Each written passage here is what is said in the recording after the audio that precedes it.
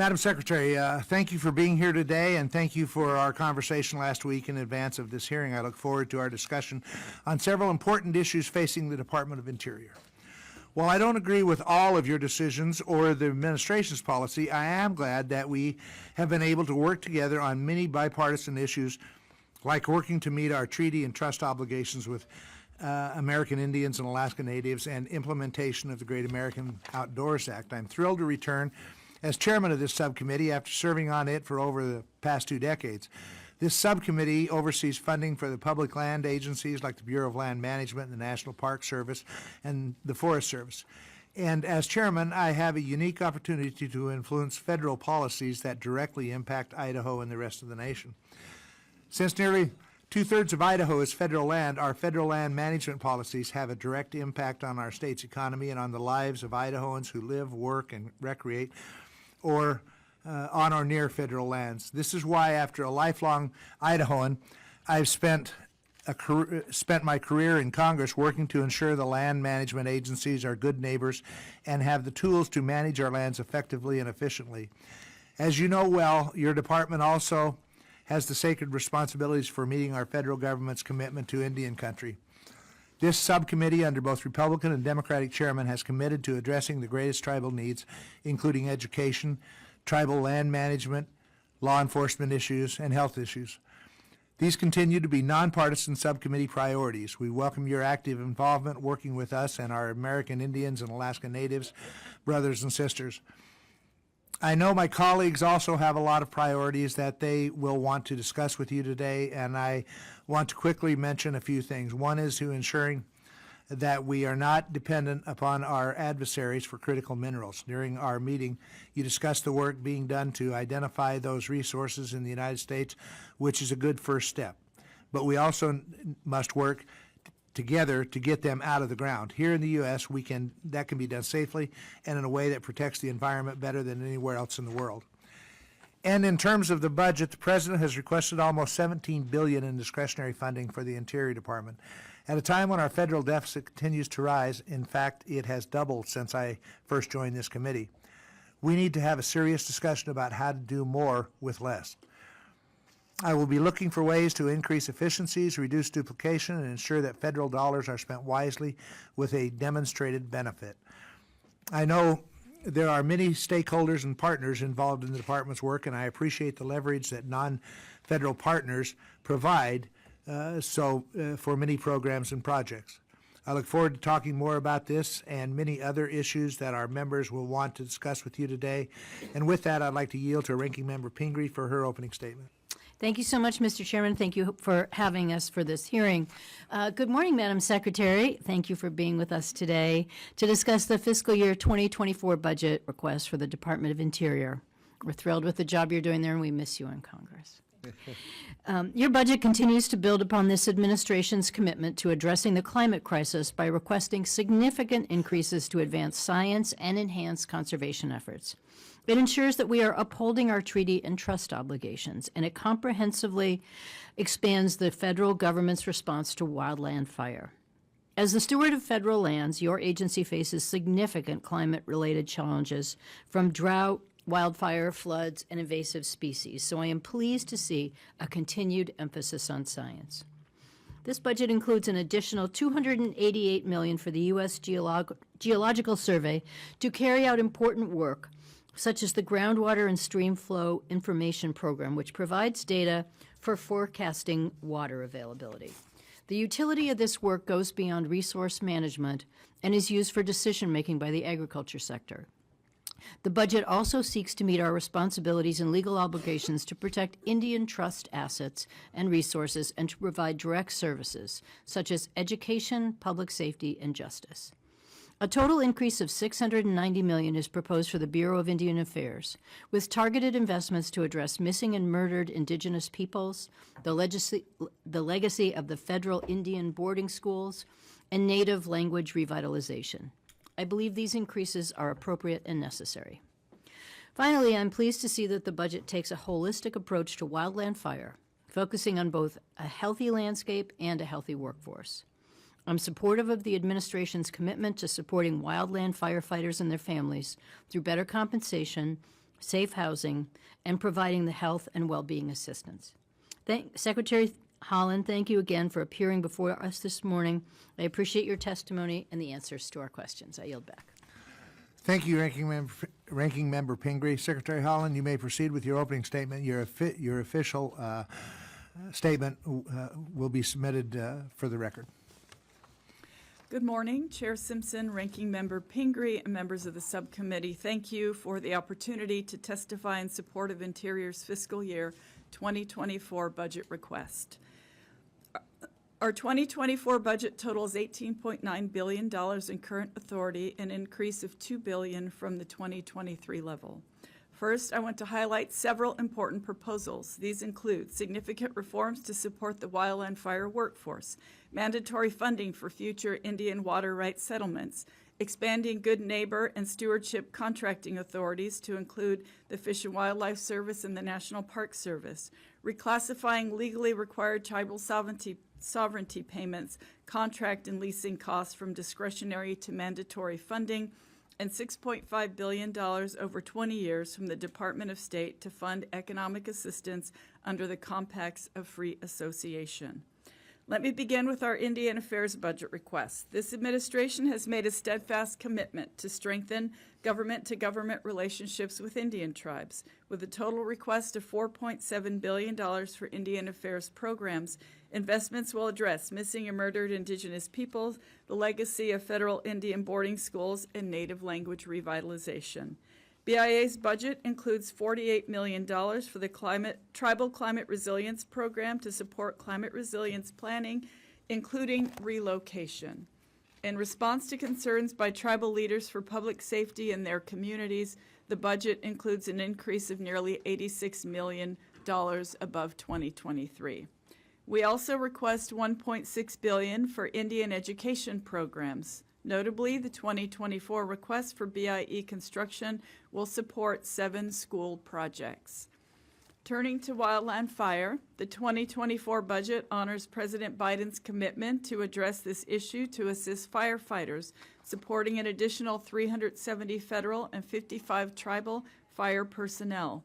Complementing the pay reforms, we also include $293.3 million for fuels management activities, an increase of $46.3 million above 2023. These investments are crucial as wildfires were noticeably higher in 2022 than the 10-year average. Stewardship of our natural resources is a core mission for us, as Interior manages about 20% of America's public lands. Our request covers $3.2 billion in annual funding for conservation efforts that supports key initiatives such as wildlife corridors and youth core partnerships. The request also includes $140 million for Fish and Wildlife Service partnership programs that support voluntary conservation on public and private lands, a key focus of the America the Beautiful initiative. To complement the $681 million for the Land and Water Conservation Fund, I am proud to propose $12 million in discretionary funding for a new tribal LWCF program, which is a top priority for tribes. At the department, science is our foundation. The USGS works with partners across the country to maintain 20,000 groundwater monitoring wells, 11,800 stream gauges, and 3,800 earthquake sensors. It also directly monitors 70 volcanoes. The budget includes $128 million that supports 9 regional climate adaptation science centers with university partners. We are also looking forward to the Landsat Next mission that will take advantage of new technologies for global imaging data. When it comes to energy, we're excited to be on our way to achieve the administration's goals to deploy 30 gigawatts of offshore wind capacity by 2030. As of last month, BOEM has conducted 11 wind energy lease sales for areas in the Atlantic and Pacific Oceans. That's more than 2.5 million acres of commercial wind energy lease areas. The budget includes over $64 million for BOEM's renewable energy program, including a $12 million increase for permitting. Onshore, BLM is also making progress to permit 25 gigawatts of renewable energy on public lands by 2025. BLM has permitted more than 126 renewable energy projects, processed many more, and is working to support much-needed transmission lines. To meet these needs, we include $72 million for BLM's renewable energy program. At the end of 2020, Interior staffing was at a 10-year low of around 60,500. When fully enacted, the budget would support an increase of 4,000 personnel to over 68,000. Regarding infrastructure, our request includes more than $3 billion for operations and maintenance. In addition, there is a $1.6 billion in mandatory funding available each year through 2025 through the Legacy Restoration Fund. At the end of 2023, our LRF program will have initiated 276 projects touching all 50 states, Washington, D.C., Puerto Rico, and the U.S. Virgin Islands. Those projects will address a $3.4 billion of our deferred maintenance backlog, creating an average of 17,000 jobs per year. Overall, the President's budget for Interior invests in programs to strengthen our nation for all Americans. I look forward to doing this work together. And thank you, and we're pleased to answer questions if you have them. Thank you, Madam Secretary, and again, thank you for being here today. You talked about the offshore wind. Any decision, or what are you going to do if they find it's connected with the dolphins and the whales that have washed up on shore in New Jersey and stuff? Well, of course, we are very cognizant of that issue, and we are making sure we're communicating with the folks who were studying that issue. From my understanding, it doesn't have anything to do with offshore wind, but of course, the animals in the ocean are a responsibility for us as well. So we'll stay on top of the issue and, of course, keep those conversations going. One of the other things, you've talked about the number of permits you've given for onshore wind and stuff. As you know, there's one happening in Idaho right now that is in the permitting process that would be the largest wind towers ever put on land. The Space Needle, I think, is 700 or 650 feet tall. These are like 704 feet tall. They plan on putting like 144 of them out there. They estimate that they will kill over 250 raptors every year. That means eagles, hawks, other birds. This is, and nobody in the community, the whole valley, wants them there. So what? How's BLM looking at this and the Department of Interior? Of course, we care about raptors. We care about every single animal on our public lands. And with that particular project, Chairman, we would be happy to get the details and be back in touch with your office about that. I don't have particular details with respect to that particular project, but we are, we'll absolutely be in touch about it. I appreciate that. And I didn't plan on bringing those up, but as I was listening to you talking about BOEM and the wind tower stuff, those came to my mind anyway. The department received a significant funding through both the infrastructure bill and the Inflation Reduction Act last year, more than $26 billion for everything from abandoned mine reclamation to forest restoration. I'm very concerned, however, with the amount of new staff that are planned to be hired with this funding, because as you know, this funding will run out. It was an influx of cash outside of the annual appropriations process. I'm interested to learn how the department plans to avoid pinning Congress with a staffing cliff when the supplemental funding runs out. The Park Service, for example, got $500 million just to hire people. That could be more than 2,500 people. I know you mentioned that visitations at our public lands has increased and therefore more staff is needed to help keep our public lands and facilities maintained and safe. I think that's a good discussion to have, but I think it should happen as part of the annual appropriations process, especially because you agreed that these visitation numbers will only increase. How does the department plan to hire staff using its supplemental money so that it does not create a cliff of employees when no more money is available out of those funds that will run out? Thank you for the question. And appreciate you caring about our staff. We agree that is a difficult situation that we would like to avoid. We're moving out responsibly with respect to hiring and focusing on term employees. I mentioned in my opening statement that we are understaffed at the moment. We're working to build up our capacity in the department. So we would obviously want, if we had staff on a term basis and we could move them over, we would want to do that. We haven't hired a lot, and we're not hiring a lot. There's about 350 bipartisan infrastructure law positions that we have hired so far. And and as I mentioned, we're still rebuilding. So over time, we feel that we could absorb a lot of those positions, but we certainly will be careful about that moving forward.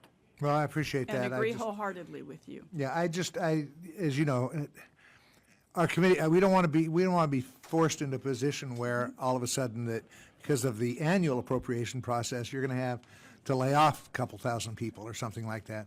So I'm glad to hear that you are keeping that in mind as you look at the hiring with temporary funds, if you would. Yes. Thank you. Thank you. Ms. Pingree? Thank you, Mr. Chair. With your permission, I'd like to defer to Mr. Kilmer, who needs to get to another committee, and I'm stealing here. Thanks, Mr. Chair, and thanks to the Ranking Member. Madam Secretary, great to be with you. Thanks, too, for coming out to my neck of the woods a while back. I really appreciated you highlighting the Tribal Climate Resilience program in your testimony. When we did the tribal testimony days here, we heard from a leader out at the Quinault Indian Nation where you visited. And one of the things that he raised was simply to move their lower village of Tahola, where we took our photo together right on the bank of the ocean, is about a $400 million price tag. The BIA's budget for the entire Tribal Climate Resilience Program is $48 million. And so I guess to kick things off, I'd love to just get your thoughts on how your agency, how the Biden administration can work with Congress, can work with this subcommittee to develop and to execute a more coordinated and comprehensive plan for helping these communities that are facing imminent threat, not just from the rising sea levels and more severe storms, but certainly the threat of tsunami as well. Their ancestral homelands are really in danger, and I'd love to see us step up more than we are for these communities. Thank you very much, Congressman. And yes, it is a large concern for us as well. In 2022, Interior committed $115 million from the Bipartisan Infrastructure Law for 11 communities.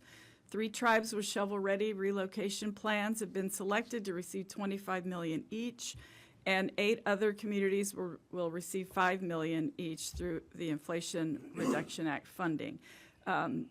With respect to Indian country, President Biden has charged us all with an all-of-government approach, so we'll look for partners to help with this issue. The Indian Affairs team is now working with FEMA to further increase the resources available to each tribe in executing these relocation plans. I know it's not just, I mean, these are tribes who have been there for thousands, hundreds, thousands of years, and you can't just pick up and pack a suitcase and move. So we understand that, and we'll continue to work with partners to make sure that we can move forward on that, and certainly work with you. We'd love to be your partner in this. I would also just mention when I was with the Quileute tribe, they mentioned, you mentioned the all-of-government approach. They mentioned sometimes there's just sort of competing requirements from different agencies. If you use HUD funding for this, they can't use BIA dollars for that. If there are things where our committee or where Congress needs to change authorizations or change the rules so that communities can actually take advantage of a whole government approach, I think we're eager to do that. Other thing I just wanted to raise, you highlighted in your testimony some of the stark inequities facing Native American students in terms of access to education. Adequate funding for tribal colleges and universities is really important. And within that program, I'm a strong supporter of funds being made available for endowments, which allow the TCUs to have more robust endowments and help their institutions provide scholarships and conduct research and access new technology and expand and offer other academic programs. I was hoping you could just expand on the work that BIE is doing to close some of these gaps, to address some of these inequities, to deal with the poor condition of facilities, to expand TCU scholarships and adult education opportunities, and anything else you think we ought to know in terms of what's cooking on that front. Yes, thank you so much for the question. And so BIE's budget includes $190 million for post-secondary education programs, TCUs, tribal technical colleges, and scholarships, including scholarships for postgraduate education. There's another $16 million in BIE for repairs and improvements at tribal colleges and university facilities. And many TCUs leverage funding by teaming with local and national businesses to provide training partnership opportunities for Indian students. And yes, thank you for mentioning the all-of-government approach. TCUs receive funding from BIE, the Department of Education, and the USDA, which includes support for endowments. So we'll keep working together with those folks and certainly understand your concern. And Thank you. Before I yield back, I just want to invite your engagement on something that you worked on when you were here and that we're continuing to work on. The U.S. Commission on Civil Rights put out what was called the Broken Promises Report, detailing all of the ways in which we fail tribal communities. Senator Warren and I introduced last Congress a bill called the Honoring Promises to Native Americans, to Native Nations Act. We're going to reintroduce that bill and would love to just get any feedback or a partnership from you and your team on that. So with that, I yield back. Thank you, Chairman. thank you.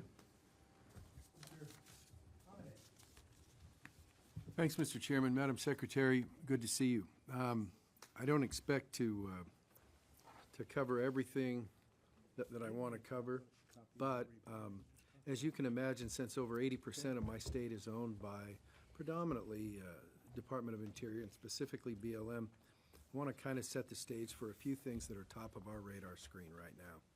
First and foremost is the Bureau of Indian Affairs.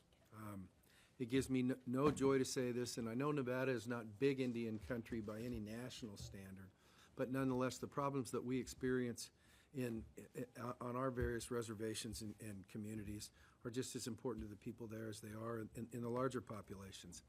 I would like to get with your BIA person, and I understand they're going to be in front of us later, but I would really appreciate your assistance through your liaison in hooking us up with them. Realty is something we've been talking about the whole time I've been here. And I don't know any personalities, and it's not my intent to impugn or offend, but you know what, it just hasn't gotten any better. People are waiting a decade to get conveyed title to where it's like, try to build a home, try to do anything where you don't really own it according to the title company, which is BIA. And I just have this feeling that we should have done better, and we could, and it needs emphasis. The same with the housing programs, where it's like, so I'm going to be contacting your folks and make you aware of who we've contacted and what we're doing to try to really move the needle on the dial for a change. I'm also sure you're aware of what the problem is going on in Oahe with the school and BIA contamination of a plume underneath the school there. When we talk about an all-of-government approach, that's good to hear. I think there's a role not only for EPA to play, but maybe FEMA and stuff like that, since there's a significant contamination of their domestic water there. There's a lot of jurisdiction mixing the local school district as well as the local tribe, as well as generally EPA. So we're going to be darkening your doorway, if you will, in the near future to make sure that we have your leadership on that. Next, I want to switch to a thing that's going to come before you that we've discussed before, and I appreciate your access, and that's a NASA request for a public lands withdrawal of over 22,000 acres in Railroad Valley, Nevada, because there are some lithium claims there, and they're afraid that, hey, somebody's going to come start doing a lithium operation, which is going to ruin the reflectivity of the playa at Railroad Valley. I would appreciate the opportunity, and I'm going to provide you a letter before you have to make a decision next month, summarizing our concerns. But let it just suffice to say that when a member of Congress asks NASA to be a cooperating agency in the NEPA process, and NASA very politely and timely says, as well as the county that has local planning and zoning jurisdiction, that ain't, I think, what was contemplated by NEPA. And I sit here as a Republican with the cameras rolling, who thinks actually the transparency and the due process provided by NEPA are important and good things. And this is an agency which, I know the right stuff, and astronauts used to get Corvettes and all that fun stuff, but it's like, that is no way to run a NEPA operation. And along with the fact that it's like, of all people, when somebody says, hey, we think we can run an operation with lithium, remember the energy discussion just a minute ago? We think we can run a NEPA operation, NEPA compliant operation for lithium that doesn't do anything to the surface of the lake bed. And the response from the agency is, nobody's ever done that before. That's a curious statement for an outfit that went to the moon when nobody had ever done that before, too. So while I fully support preserving their mission, the fact that they need to own it and exclude all notions of future multiple use is a bit on the arrogant side, but more for the letter. Wild horses. Thanks for what you folks are doing. I appreciate the fact that you guys are looking for long-term solutions as opposed to what is now a phenomenal expense. It's like, hey, we're just going to relocate them and feed them until the actuarial tables take over. So I'm looking forward to an update briefing on what the program is and how you're planning on getting us beyond just trying to get down to AML, which is not at hand or near, so that we can be of assistance in helping you do that. I want to talk to you about employees for a minute. I try to be in every one of your district offices once a quarter. I don't make that, but I try to be there because you got over 80% of the land. When you talk to those managers, field office managers and district managers, and it's like, so how's your manning doing? Womaning, whatever I'm supposed to say. Personnel, that's an old term too. How's your human resources doing? And it's like, hey, listen, we're dependent on the office, 60% staff, 70% staff, whatever. He said, well, where are they? What's the problem? When they talk about the lower GS, you know, the 6, 7, 8, 9s even, it's like, well, we've got plenty of jobs, but nobody can afford to take them. And you say, well, what's the affordability thing? Obviously in Nevada, it's housing, whether you're leasing, whatever. I know your folks are doing extraordinary things for the fire crews. We're leasing blocks of rooms in motels and stuff like that. But when you look at things like the locality pay that's available for some people in the western part of the state, the difference in salary between, for instance, a GS8 in Winnemucca versus Reno is about $20,000 a year. Now, that's a nice, statement. But then when I find out that there's a long history of providing housing to parks people, and not that that's a bad thing, but it's like, so my challenge is, what I'd like to talk with you guys, it's like, how do we solve that problem? Because if we're carrying positions on the books, which quite frankly are unfillable, then that's, and I didn't mean to go on that, but on all that, I see my time has expired, but I look forward to talking offline substantively about the solutions to those problems. Absolutely. Our door is open for you, Congressman. We'll be happy to have all of those conversations and appreciate your Thank you, ma'am. Thank you, Mr. Chair. Madam Secretary, recently in response to a request from our committee, you provided a letter that highlighted some of the difficult cuts that would occur at the department if we were to return to the fiscal year 2022 funding levels. So I know you've prepared some of that. I just think since this is a budget hearing, I'd love to hear a little bit of some of the highlights of the challenges you think you would face. Thank you very much, Ranking Member Pingree. Yes, I mean, I could give you a long list, but for starters, those kinds of cuts, or the proposal would have real and damaging impacts to our country. It would require hiring freeze, and I've already mentioned that we are working to staff up a lot of areas. It would cause deep cuts to seasonal employees in our national parks, refuges, and on our public lands. With parks taking a particularly large hit, it would be a 27% reduction and up to 5,000 staff. And that would translate to visitors seeing a significant drop in park operations and things that they require, empty trash cans and clean bathrooms and so forth. There would just be fewer services all around. It would also reduce the number of wildland firefighters we have, between 1,000 and 1,700 positions. And all those acres of fuel management that we feel we need to do in order to try to stay on top of things. As you know, wildfires go by years now instead of seasons. It would be a catastrophic risk during the upcoming fire season. And also with respect to firefighter pay, which is something they deserve. When bill ends, that means a 50% reduction or 20,000 cuts to firefighters' pay. It would also stall work on dam modifications. It would be risking flooding in some of our most vulnerable areas. We've seen the snowpack on a lot of our mountains. It would, when that flooding comes down, it'd be difficult to deal with. We could lose over 1,500 tribal law enforcement personnel and over 500 teachers and school staff at the BIE schools, along with a 25% cut for BIE K through 12 schools and programs. And it would just overall reduce staffing needed to handle permitting for renewable and conventional energy, along with the critical minerals that we know our country needs as well. Thank you for that. Just a little follow-up on the, one of my questions was about the tribal public safety. Since that was a common theme in our tribal witness hearings, request for more public safety and justice, it looks like the 2024 request is $67 million. You've just mentioned how many we would lose if we go back to FY22. But of that $67 million, how will that make an impact on the needs that we heard of during our tribal witness hearings?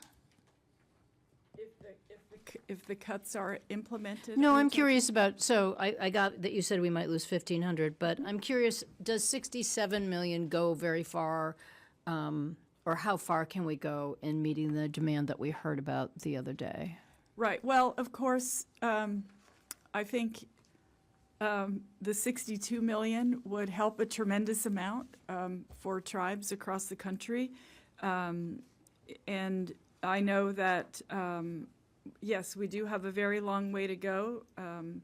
However, in order to meet the need in Indian country documented by the Tribal Law and Order Act of 2010 report, it could go a long way toward that. Without this budget, we would not add roughly 222 federal and tribal officers, which are badly needed. That is the most that is the largest priority for tribes across the country when they speak to us about what their needs are. It's officers on the field.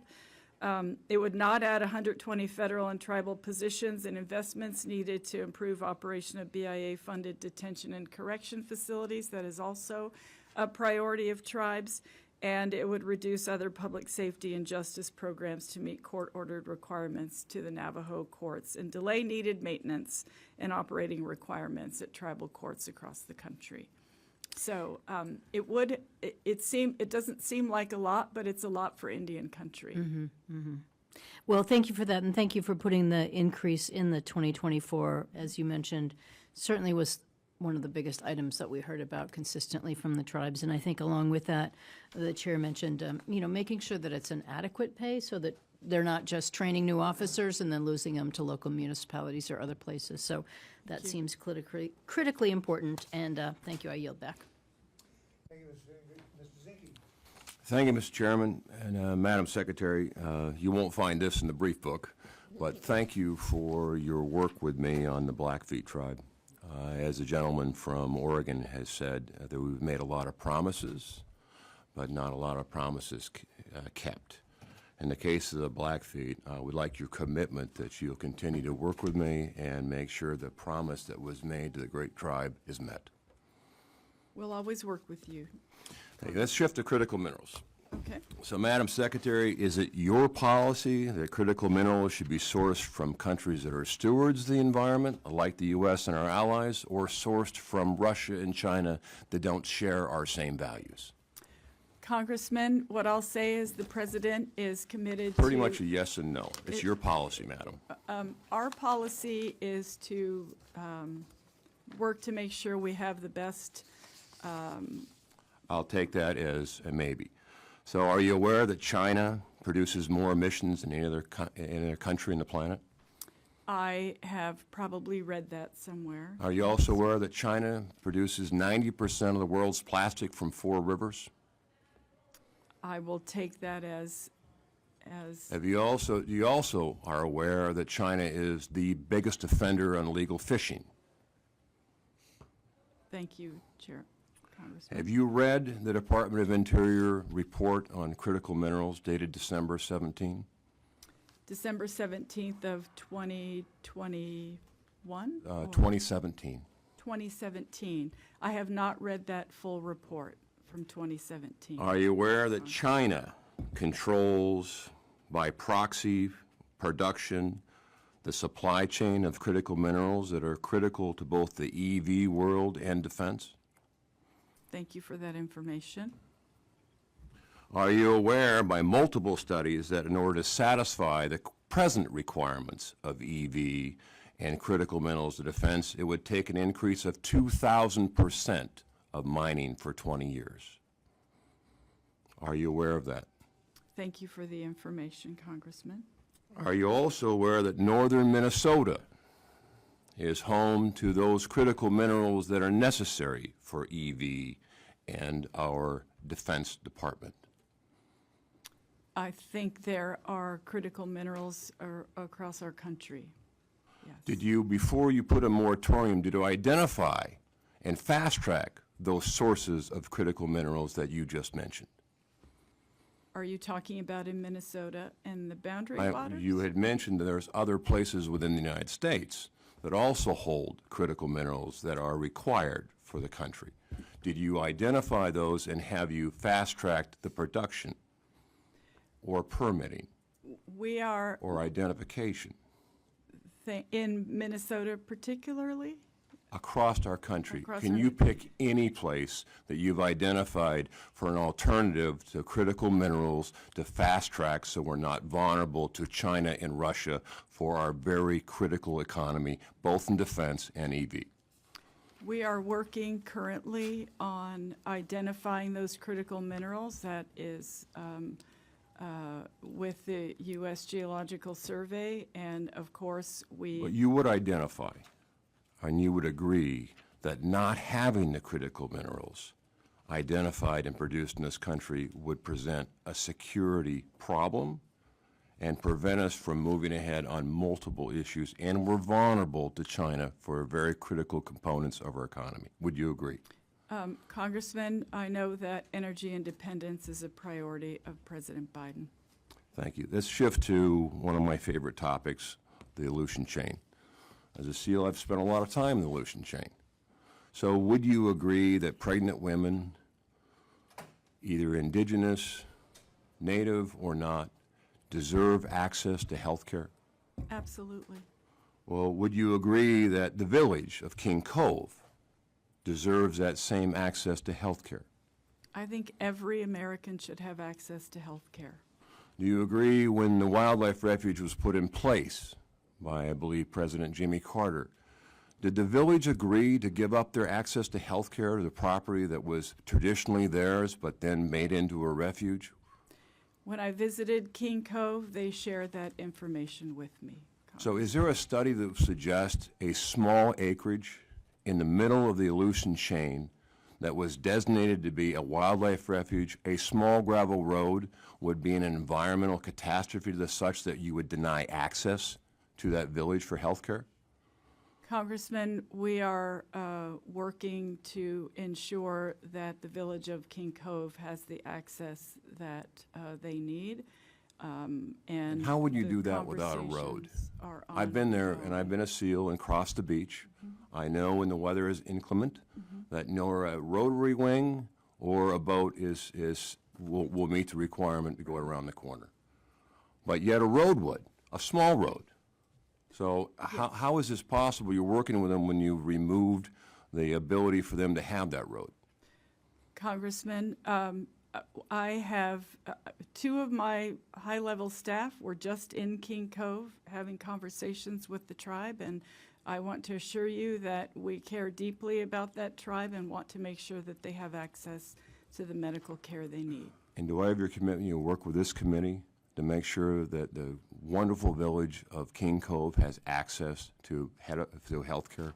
I will absolutely work with this committee on any item that you bring forward to us. Thank you. I yield back, Mr. Chairman. Thank you, Mr. Chairman, Ranking Member. Madam Secretary, I'd first like to congratulate you on your post. I wasn't here when you were in Congress, and you have clearly, as a military brat, thank you for your service to the country as the children of veterans, and clearly pulled yourself up by your bootstraps to get where you are today. It's an inspiring story. So I'm going to ask about some energy questions today. I come from Texas, just south of Dallas, and energy production is very important to my state. And so I've got some very simple questions. What's the average time for approval for drilling on federal lands? The average time to approve a permit to drill after they have the lease. I couldn't tell you the exact time, but I know that since I have been in this office, that those permits have been pushed through. We're working very hard to make sure we can be efficient in every single permitting opportunity that we have. Can you tell me what percentage of your employees are working from home at this time? Well, I think the Department of the Interior is unique in that we have a lot of employees who work out in the field. For example, our scientists, the USGS, a lot of folks, they have an office, they don't go to their office because they're working in the field. I can get that number to you. If you want a percentage or an actual number, I'd be happy to try to answer that question in a more detailed sense when I get back to my office. Okay, I appreciate that, because I don't think that the Department of the Interior, but I think the federal government as a whole, Washington, D.C., even the mayor of Washington, D.C. has said, please come back to work, federal employees. And I think all of our departments are notably behind the civilian populace because they have a job and they got a guaranteed paycheck, not going to work. And I'm pretty sure that there's probably a direct correlation between the lag time of getting these permits done and how many employees are actually at work. I think that's a very direct thing that's occurring there. So let's shift gears a little bit to carbon capture and sequestration. And the BOEM is already 5 months behind schedule on draft regulations for the OCS, long-term sequestration. Can you tell me when we're going to see something from the BOEM on that subject? Since they're already 5 months late, how much longer are we going to have to wait for that? I will get you an exact date as soon as I get back to my office. I couldn't tell you at the moment, but I'd be happy to get back with you and let you know exactly when. I think you don't need to answer this question, but I'm also curious how many folks at BOEM are actually at work or working from home. I think there might be a correlation there. So let's go ahead and go on to the 5-year lease program. So for the first time since 1980, since this program was instituted, DOI is already a year late in issuing the new 5-year program for offshore oil and natural gas leasing. When can we expect to see that? I've heard it's the end of 2023. How is it that we're a year late on something that's that vital to our nation's economic and energy security needs? And so what's the plan going forward? How many of these folks are working? How many of these folks aren't? Because a 1-year lag on this issue is absolutely unconscionable in a time of worldwide possibility for war and energy insecurity. So when are we going to see that thing? Thank you, Congressman. So just so you know, the previous administration abandoned the effort on the 5-year plan. We picked it up again. We expect the final plan out in September, and after the required review period, it will be effective in December. This September? Yes, sir. Okay. So it's been said that there might be 11 sales, there might not be any. Can you confirm that there's going to be some lease sales in this 5-year plan? I can't essentially pre-decide what the 5-year plan will say, but I can say that when it's out in September, we will all know. Okay, so is that decision up to you? Well, BOEM is, I'm not the scientist, I'm not the data people, but BOEM works on it. It comes through many, many eyes, including mine, and then after that, it's approved. Okay. One final question. The IRA mandated Interior hold 2 lease sales in the Gulf of Mexico that BOEM had previously analyzed, lease sale 259 by March 31st of this year, and lease sale 261 by September 30, 2023. In both lease sales, Congress specified you shall conduct the lease sales in accordance with the record of decision approved by the Secretary on January 17, 2017. That is, Congress ratified the lease sales as described in the 2017 record of decision. Do you agree that Congress took away the Department's discretion with respect to holding lease sale 259 and 261? Do I believe that Congress took away? Do you The have any discretion? discretion at the Department of Interior on how you're going to conduct those sales, or did Congress stipulate how that was going to be Well, done? I mean, what I could say is that we'll absolutely follow the law. The lease sale 259 is scheduled for March 29th, 2023, and 261 the end of September, and those will happen. Do you have the ability to remove any acreage from that? I mean, I think once the plan goes through, we decide what is up for lease. Okay, I think that answered my question on whether or not you think Congress took away your ability to stipulate how that works. But my time's expired. I appreciate your answers to my question, and it's been nice talking with you. Thank you. Mr. Harder, I apologize. You come in there. No worries, no worries. I know I'm over at the edge of the table here, but thank you so much, Mr. Chairman. Yeah, and it's good to see all of you, Secretary Haaland, Ms. Mooney, Ms. Flanagan. I'll never get tired of saying Secretary Haaland. It feels has such a great ring to it. And I wanted to chat about how we can prevent future floods from devastating our community. Right now, my district is underwater. We've had record rainfall for the last 3 months with no end in sight. As we speak, it's raining all across San Joaquin County, and it's caused catastrophic flooding. We've had 29,000 residents who have already lost power. Major roadways have washed away. Homes are sinking. Less than a mile from my home in Tracy, a minor levee collapsed. The roads were flooded. Folks had to be evacuated in many parts of our area. And that's not surprising because our geography makes us one of the most densely populated floodplains in America. Right now, my community in San Joaquin County is at greater risk of catastrophic flooding than New Orleans was before Hurricane Katrina, according to recent scientific responses. And I think it's unacceptable that all we've seen is a lot of short-term post-disaster relief as opposed to the long-term strategic investment that can keep our community safe. 90% of properties in Stockton and across San Joaquin County are likely to flood, given the rainfall that we're seeing right now. So given this danger, what is your agency's plan to prevent future flooding, and what can we do to make sure that residents are kept safe? Congressman, first, I just want to let you know that our heart goes out to the folks who are dealing with this, and we've seen all the reports, and of course it is devastating, and it's climate change, right? Some places are still in drought, and others are flooding, so we get that. Our water managers work with all federal, state, and local agencies to manage the system as best we can. So please be assured that Reclamation and other folks in our department are having those conversations every single day during this terrible time. We also know that we can't do it alone, so it'll take cooperation on multiple levels. Our Reclamation leadership stands ready to work with you and your local governments and communities to move that forward. I assume that you have been in touch with Camille Tootin and other folks from Reclamation who can give you details on all of those things, and if not, we'll absolutely get you in touch with those. We're also closely coordinating with the Army Corps of Engineers on any and all of those flooding issues. Thank you.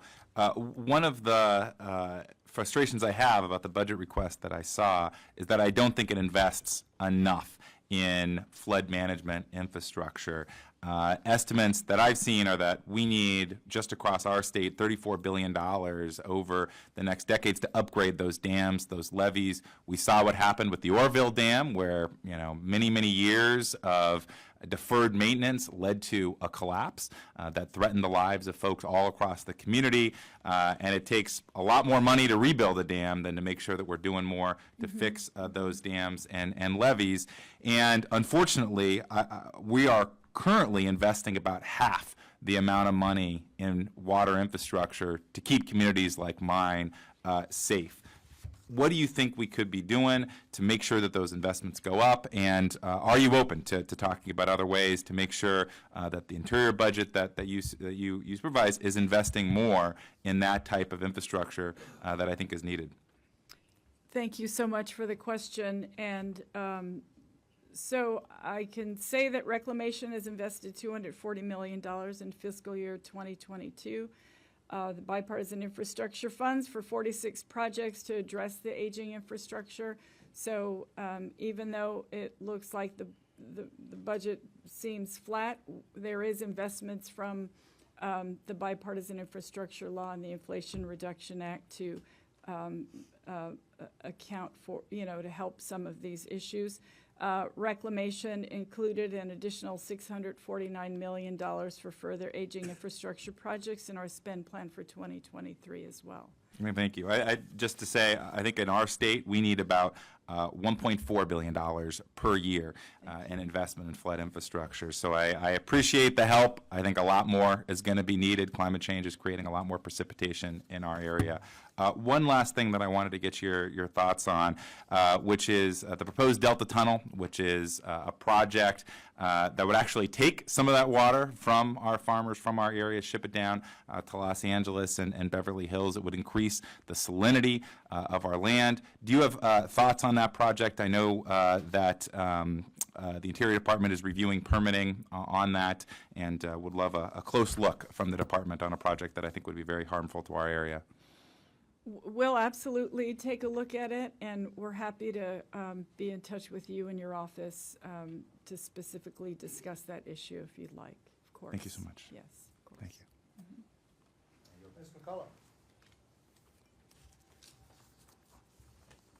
Thank you so much, Mr. Chair. Madam Secretary, welcome back to this. Welcome to the subcommittee. I know you testified when we had Member Witness Day back a while ago when you served in the House, and we all have a lot of overlapping hearings today. I'm on the subcommittee as ranking member, where I work firsthand on national security interests, making sure that our nation has what it needs to be safe and strong, not only for today, but for tomorrow. And Mr. Chair, I know you're going to do a great job working on a lot of our shared values. We'll see what your number is, and we'll look forward to working with you on that. But I just have to give a shout out to Chair Pingree and all the great work she did in fiscal year 22 and 23. You have a broad mission. You have obligations to Indian country, conserving our lands, protecting biodiversity. And I want to ask a question on Indian country, but I was coming up from the Defense Committee when I understand another question was going on about the decision on the Boundary Waters Wilderness Canoe Area, as we affectionately call it, the BWCA. The previous administration protected water resources in Montana that were going to possibly be mined, and in Washington State, but the BWCA was not protected. In fact, there was a study that started happening under the previous administration, which was stopped and went under the Freedom of Information Act, which I and others asked for information on that study. We were handed redacted copies. I want to thank you for completing that study, because it's important to understand what 20% of the Forest Service cleanest, purest water in that area, what could happen if those minerals were to be extracted, a mine was to fail, and these mines, copper sulfide mines, always fail.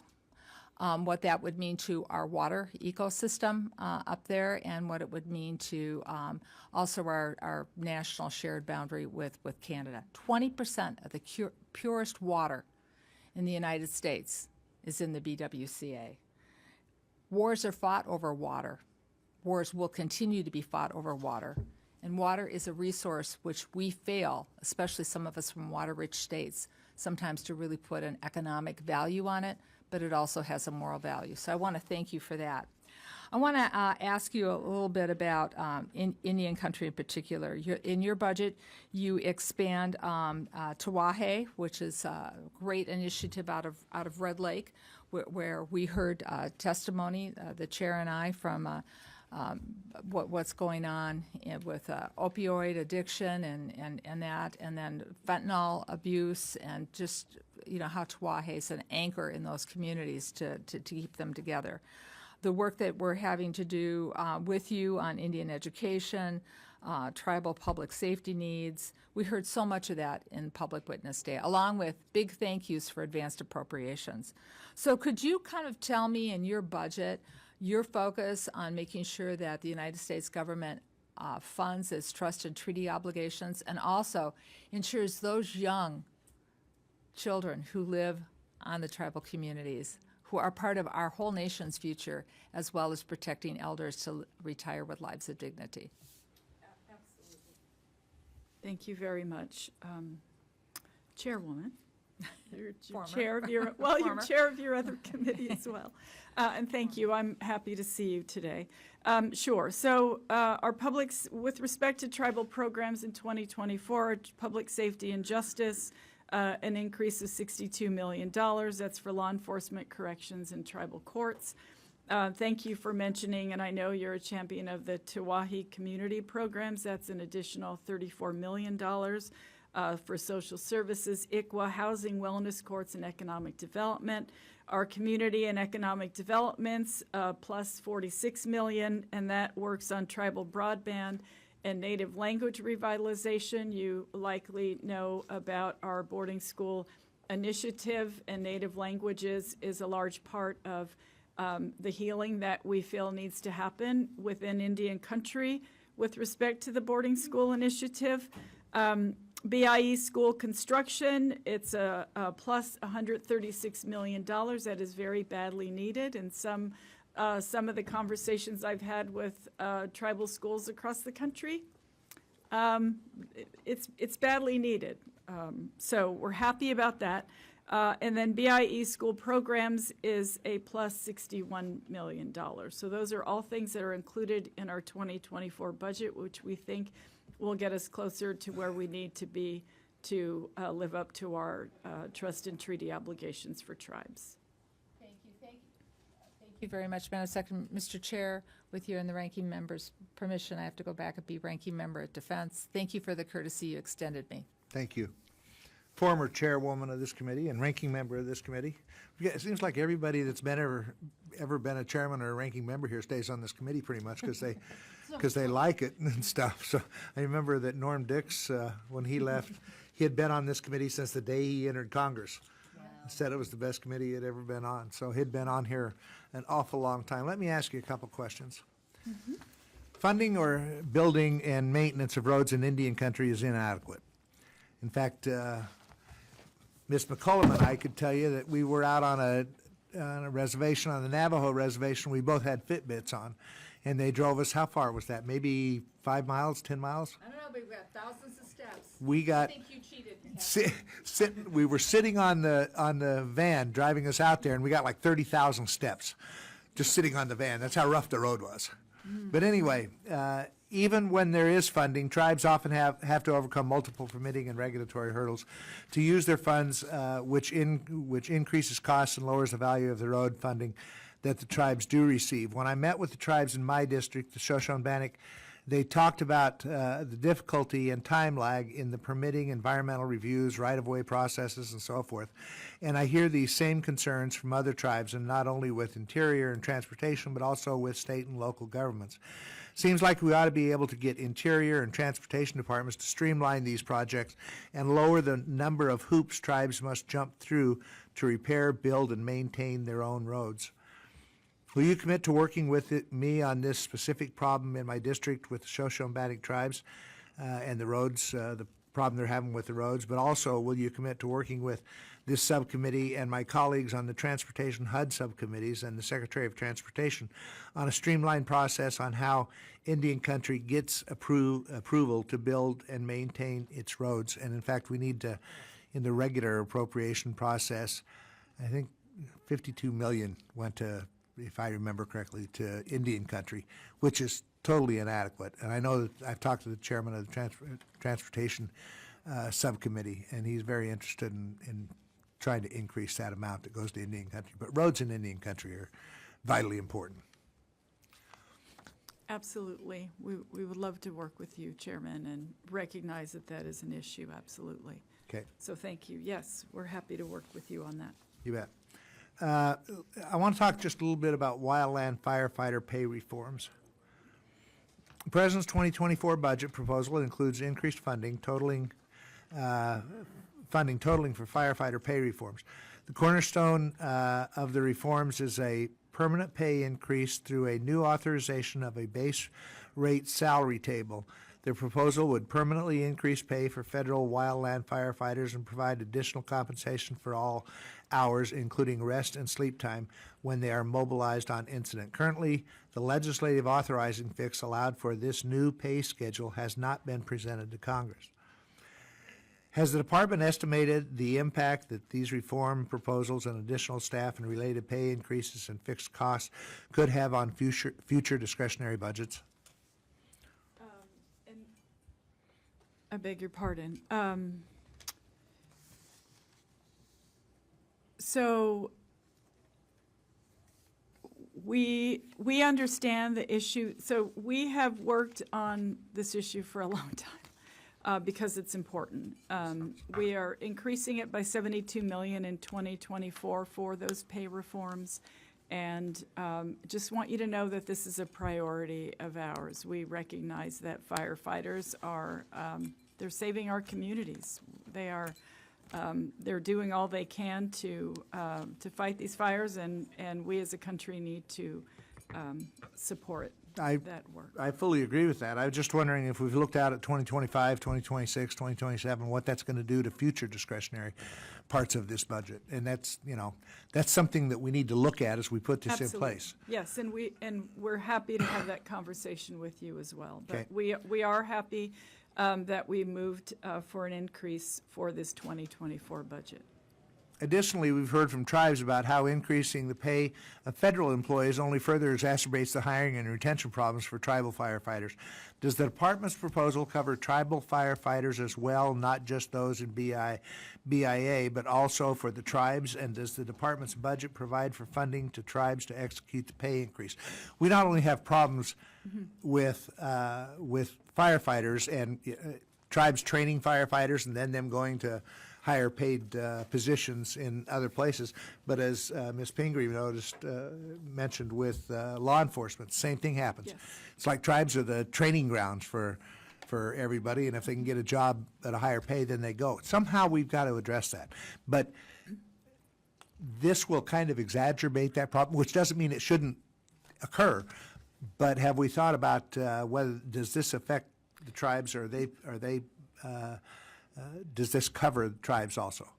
Yes, so Interior's 2024 budget pay proposal provides increased pay for tribal and federal firefighters. So that pay parity for tribal wildland firefighters, it's a high priority for all of us. Okay. Because we recognize that, right?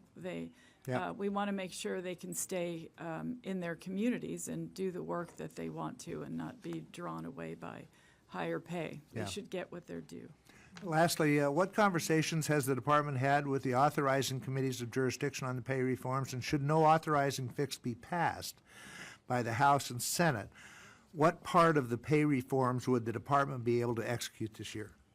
We, if it's okay, Chairman, happy to have, Joan has studied this issue intensively. I'd love to just have a conversation specifically about that with you, if that's Okay. okay. You Thank bet. you. Thank you. Ms. Pingree is next. Thank you, Mr. Chair. So the budget requests 12 million in satellite operations to kick off the Landsat Next program. This is the longest continuous space-based record of the Earth's surface, and thanks to this partnership between DOI and NASA, changes in the Earth's surface have been observed for 50 years.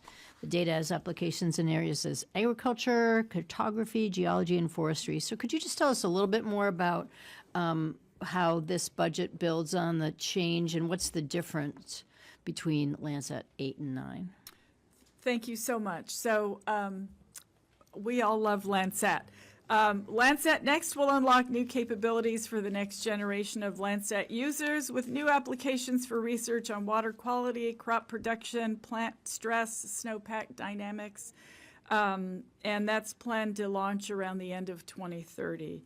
So it will basically extend the over 50-year continuous observation record of Earth's land surface with several upgrades, increase the frequency of observations, produce better imagery with finer resolution, which we think is helpful to the scientists, and it will collect more than 20 times the data as Landsat 9. So it's just bigger and better. Wow. And that gives us, it's awesome, in a word. Sounds great. Sounds like, I mean, it's certainly something that's critically important with our changing weather and all the other issues. Absolutely. I want a parochial issue here. I want to do a parochial issue on Maine's offshore wind. So Maine's floating offshore wind research array presents a tremendous opportunity for Maine and the country to secure our leadership position on building a domestic floating offshore wind supply chain and working to support coexistence with our iconic fishing industry.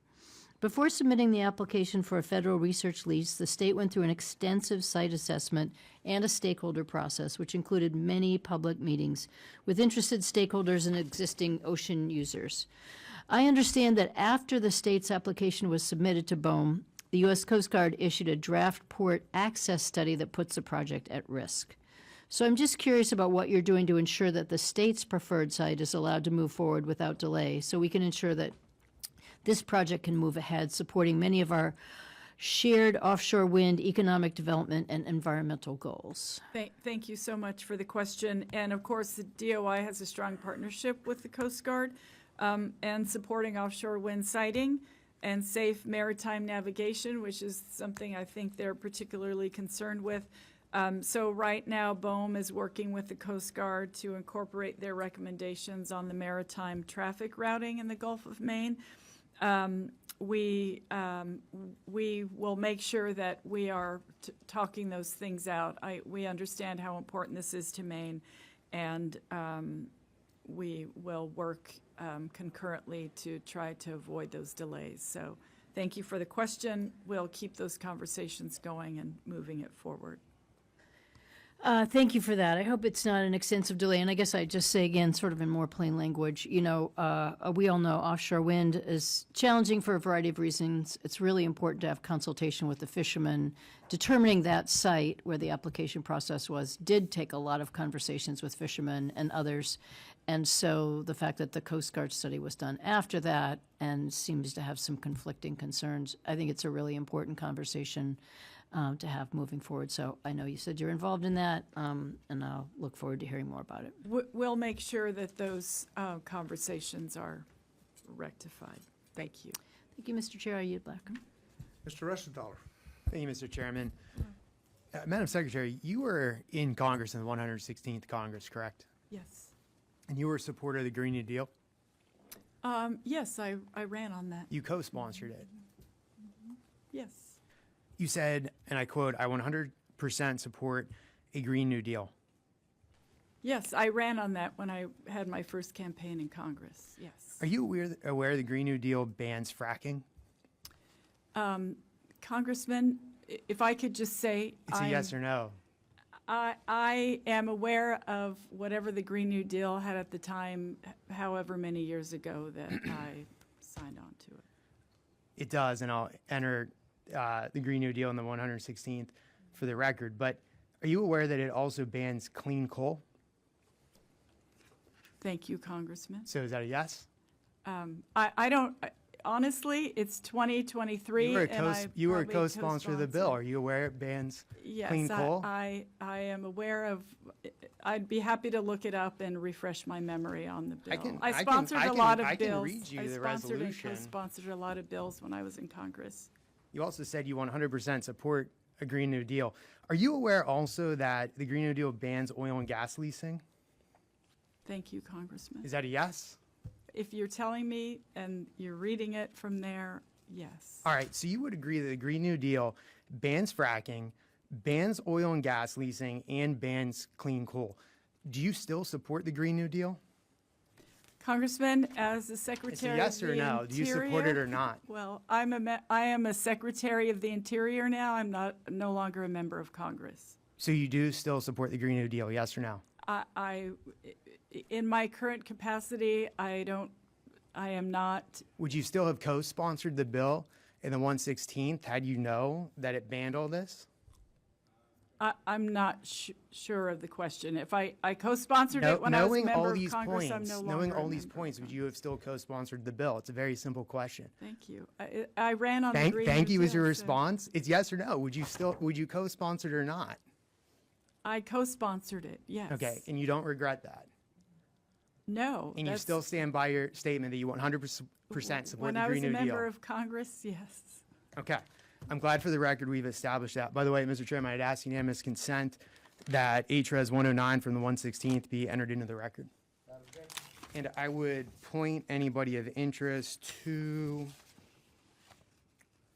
page 7, specifically lines 18 and 21. All right, Madam Secretary, critical minerals. Electric vehicles and renewables are heavily dependent on critical minerals, correct? Yes. China accounts for 63% of the world's rare earth mining, correct? I don't know that particular. Will you stipulate that China is the majority of rare earth elements, or they control the mining of rare earth elements to a great majority? I don't know what the percentage of what China All produces. right, well, I'm telling but you right now, it's you can tell me 63% that of and I will say rare thank you. earth mining will stipulate to it. By Okay. deductive reasoning, that would mean that electric vehicles and renewables deepen our reliance on China, correct? Yes, okay. Knowing this, your department blocked critical minerals in Rapid Creek watershed, correct? Okay. They did, correct? I Okay. mean, it's your department, Okay. and you banned critical mineral mining. Okay, would you also agree that your department also banned it in northeast Minnesota? Are you talking about the boundary Critical mineral waters? mining We- in northeast Minnesota. Well, we did a mineral withdrawal in the Boundary Waters So Conservation yes, you Area. banned it there. I don't know what kind of minerals were there. I don't think they were critical minerals, though. Okay, I can tell you there were critical minerals in northeast Minnesota. Okay. I'm the co-chair of the Critical Mineral Caucus, I can tell you that. So knowing that your department, under your leadership, banned the critical mineral mining in Rapid Creek watershed and northeast Minnesota, would you not say that those actions further deepened our reliance on China? It's a yes or no? No, because critical minerals can So be let me get mined this in straight. other areas So let me get this of straight. our country. You ban the mining of critical minerals in places like Rapid Creek watershed in northeast Minnesota, where, by the way, we have tons of environmental protections. You also just told me that China is accountable for the majority of critical minerals. And before that, you told me that EVs and renewables are heavily dependent on critical minerals. And now you're telling me that you banning critical mineral mining in the United States doesn't deepen our dependence on China? Explain that. May I say something, Congressman? Of course. Thank you very much. Since January 2021, the BLM has approved 20 new mines or mine modifications or I'm expansions. talking since specifically about 2021. critical mineral mining. And you just told me that your department banned critical mineral mining in Rapid Creek watershed in northeast Minnesota. You also told me that we're heavily dependent on China. Would your actions not make us more heavily dependent on China? It's a yes or no. Since 2021, the BLM has approved 20 new mines or Talking mine about critical modifications mineral and mining, not just expansions. any mines. We're approving Okay. we're approving Okay. mines. Well, And we also- any reasonable person would look at the actions you have taken and concede that your actions have made us further dependent on China, particularly rare earth elements. But with that, I yield back. Okay. Thanks, Mr. Chairman. Madam Secretary, Yes. just a couple of quick follow-up things. Okay. I want to let you know that we're planning on, your IG did a nice job of addressing some concerns I had regarding work of the Solicitor's Office at the Interior level for purposes of the aforementioned NASA public lands withdrawal. And they did a good job of scrubbing the CFRs and found a provision that said, hey, the agency that's going to make the decision can assist the agency that's applying in some circumstances, which arguably I think can apply to the NASA application. We're going to, through this committee, try to do some legislation that says, hey, that's fine. NASA's not synonymous with NEPA compliance. Because you're so interesting to listen to. Yeah. I want everybody to hear. Thank you, Mr. Chairman. You've never said that before. I'm glad I came today. But anyhow, we're looking at that with an idea to say, hey, listen, that's fine to tell somebody how to do an application or whatever. But I think when you're talking about a public lands withdrawal where there are arguably claims rights involved, that the agency that's deciding probably shouldn't be helping the agency that's applying for something that would require the extinguishment of claims and things like that. So we'll try to thread the needle on that. We obviously want your input on that, but I don't think in a due process sense it's right to say, hey, we're applying to agency X, and agency X has a CFR provision, not a statute, a CFR provision which says, oh, by the way, go ahead and help them, because it just doesn't sound like you as the ultimate decider ought to also be responsible for helping them with their application in at least a global sense. So I wanted to give you a heads up on that. I have another question, which is, are you aware of any instance where the 1874 mining law trumps NEPA? And let me tell you why I'm asking you the question. There have been some folks who said, well, NASA's afraid in this thing about, oh, maybe the 1874 mining law will allow somebody to mine that playa and destroy NASA's whatever. And it's like, I'm unaware, unless I missed it. NEPA is NEPA. It isn't subject to the 1874 mining law or anything else like that, unless I've missed something. So I'll ask you that question, knowing that you probably don't know that off the top of your head. If you do, fire away. But we're going to be following up on that because it would be unique to me to find that out. And then the last thing I want to bring to your attention for follow-up purposes, there was recently a designation by the White House of a new area in southern Nevada. Can you tell me who has operational responsibility for operating that as designated in that executive order? Whose budget does that fall under in terms of doing what you have to do for areas like that? Aviquame, Yeah. you're speaking of, that would be the BLM. Okay, so it's fair to let Ms. Stone Manning know, hey, we'd kind of like to know how you're going to pay for operating this, not as public land, but as special public land. Absolutely, and she'll be happy to have a conversation with you about that. Great, thank you, ma'am. I Thank you. yield back, Mr. Thank you. Chairman. Thank you, Congressman. Thank you, Mr. Chairman. For the record, I'd like to enter the Department of Interior Critical Minerals Report of December 2017. There seems to be confusion by some on what a critical mineral is or isn't. And for the record, even Lewis and Clark recognized that Missouri was the largest of channels in our country. I believe they said it was wider, cleaner, and more powerful. So, for the record, clean water does start in Montana. Having said that, also, Madam Secretary, yes, sir, it is on both sides. Thank you, Madam Secretary. Would you agree that gravel is also a mining? A gravel mine would be a definition of a mine. If it's, well, You mentioned that the Department of Interior has improved 20 mines. Would gravel be one of those?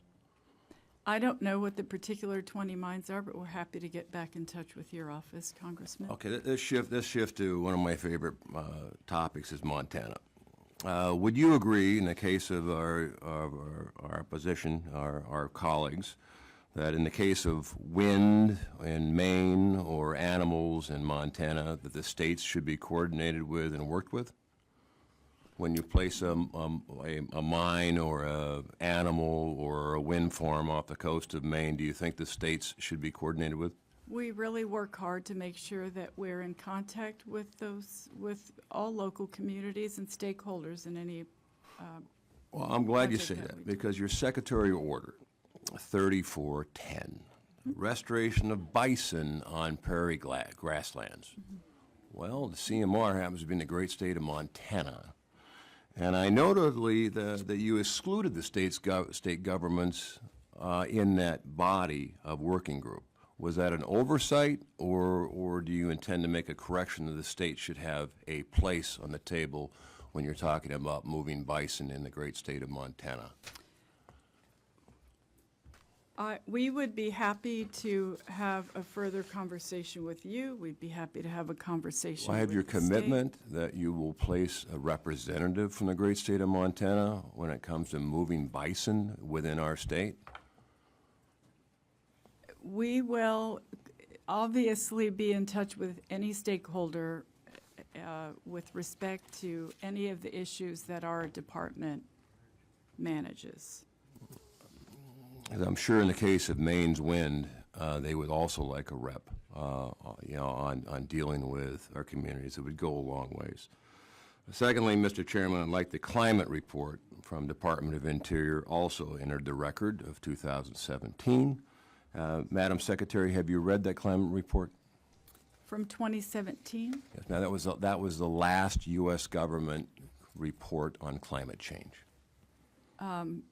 It was a multi-agency, multi-year climate change. I believe, get me wrong, it may have been 1,762 pages as I remember reading it. Have you read it?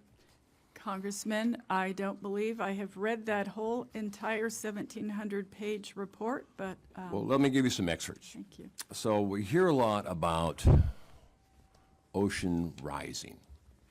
How much has the ocean risen? I asked that same question to a U.S. Geological Survey around about a table about this size. I said, can you give me how much the oceans have risen in the last 100 years, broken down in 20-year increments? I think it was a fair question, because a lot of what we concern, villages, climate change. So what was the answer? Depends on the model. In fact, there are 200 models and over 1,000 variables. So I asked again, what does the empirical data say? Because as a geologist, I understand plate tectonics. Oceans and islands rise, they subside, continents move. So what is the empirical data? Well, sir, it's from a few millimeters to a couple centimeters. We don't know. Depends on the model. Now, I fully recognize that some villages, tsunamis, erosion, but it seems to be that no one actually reads the report. No one actually read the critical minerals report. Those are essential to decision making.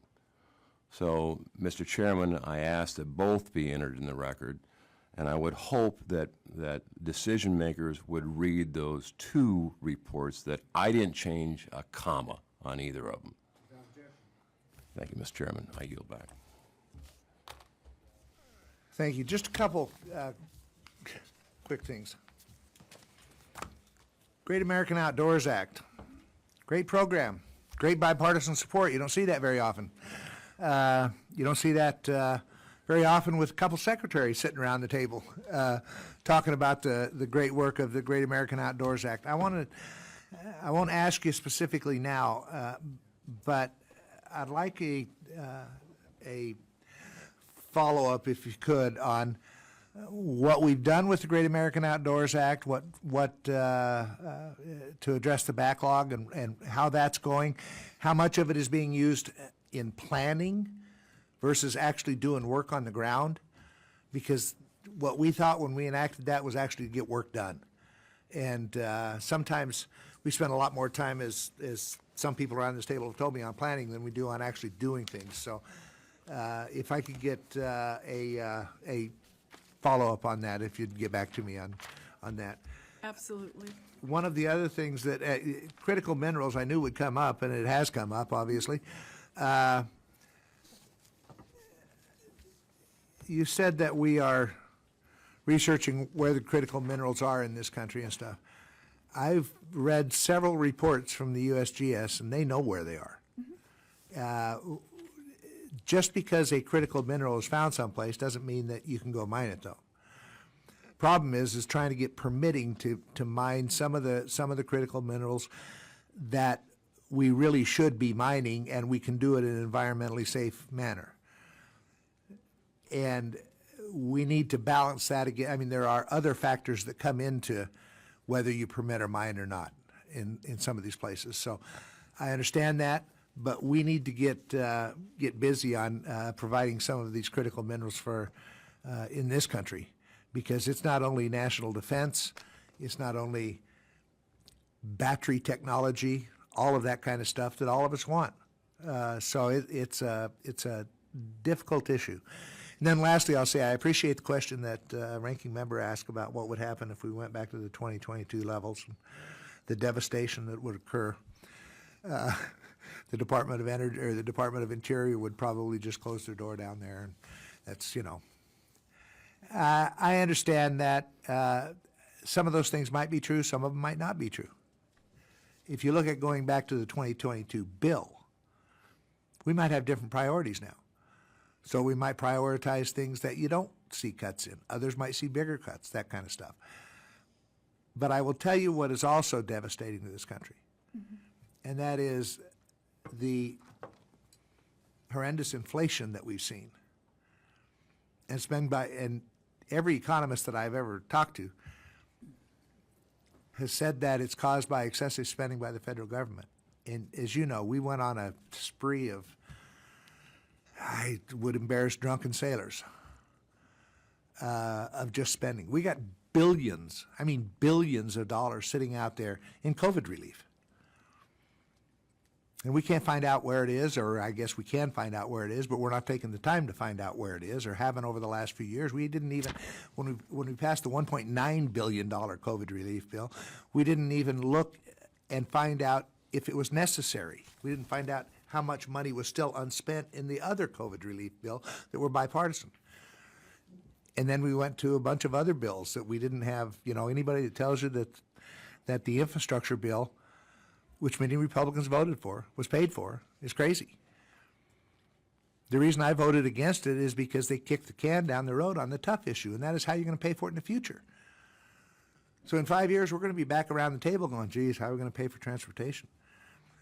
That's been a problem for the last 10 years, but nobody's been willing to take it on. But because of all of the excessive spending that went on the last several years, inflation is out of control. So it's not just what it would do to the departments across government, but what our country needs.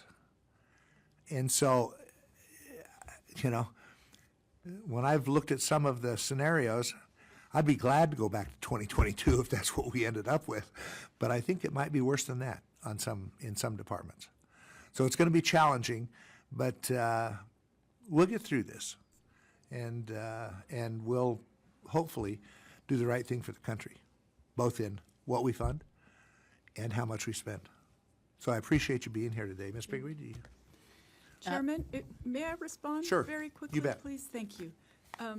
So the department has a mission, and that is to conserve and protect our public lands, our cultural heritage for all Americans, plus, of course, to live up to our treaty and trust responsibilities to our nation's Indian tribes. We are unique in that in times of hardship and heartache and whatever else experiences that Americans experience, for example, the horrible 2 years of the pandemic, they flock to our public lands to find solace, to fill their emotional gas tanks, if you will. And so I apologize, we don't see this as just jobs. People are committed to the work they do at the department. We know how much people rely on our public lands, and so we're committed to ensuring that we can do that work and complete our mission with respect to that. So I just want you to know that it's personal for a lot of us, and we're just very appreciative for the support that you're giving the department for all of the things that we know that we have to do for the American people. Our public lands belong to every single person in our country, and we acknowledge that every single day we come to work.